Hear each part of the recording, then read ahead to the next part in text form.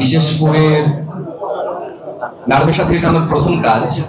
Even তাকে নিয়ে এটা আমরা সবাই জানি, বাংলাদেশের 18-20 কোটি মানুষ সবাই জানে সিনেমার সে এতদিন পর্যন্ত যা যা ছবি করেছে তার শুরুটা থেকে এখন পর্যন্ত আলহামদুলিল্লাহ সে অনেক গর্বের সাথে আসলে ফিল্ম ইন্ডাস্ট্রিকে অনেক এগিয়ে নিয়ে গেছে। সেখান থেকে শুধু এতটুকু বলবো যে আপনারা সিক্রেট সিনেমার জন্য দোয়া করবেন, এমকে প্রোডাকশনের জন্য দোয়া করবেন, আমার ডিরেক্টর বন্ধন বিশ্বাস দাদার জন্য দোয়া করবেন, আমাদের সবার জন্য দোয়া করবেন, যাতে করে একটা অনেক ভালো একটা প্রোডাকশন আমরা আপনাদেরকে উপহার দিতে পারি।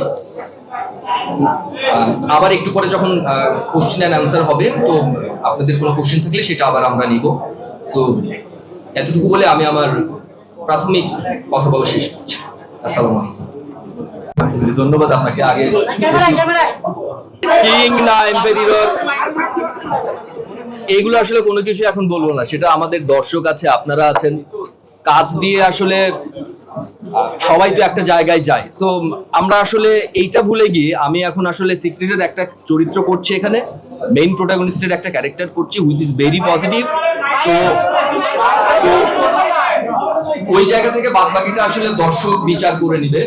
আর অবশ্যই আমার অনেক বড় একটা পাওয়া এখানে, আমার পাশে ঢালিউড কুইন বসে আছে, তার সাথে স্ক্রিন শেয়ার করতে পারাটাও অনেক বড় একটা ব্যাপার।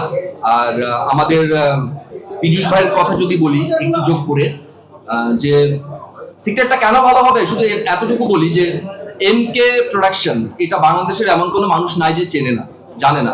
সো যেরকম Piyush Sen as a producer হিসেবে পরীক্ষিত, অ্যাজ এ অভিনেতা হিসেবে পরীক্ষিত। সো এটা সে জানে আসলে কিভাবে একটা প্রোডাকশনকে ভালো করতে হয়। ইভেন সে বলেছে এখানে সবার সামনে যে প্রোডাকশনটা ভালো করতে যা যা দরকার সে সেটাই করবে।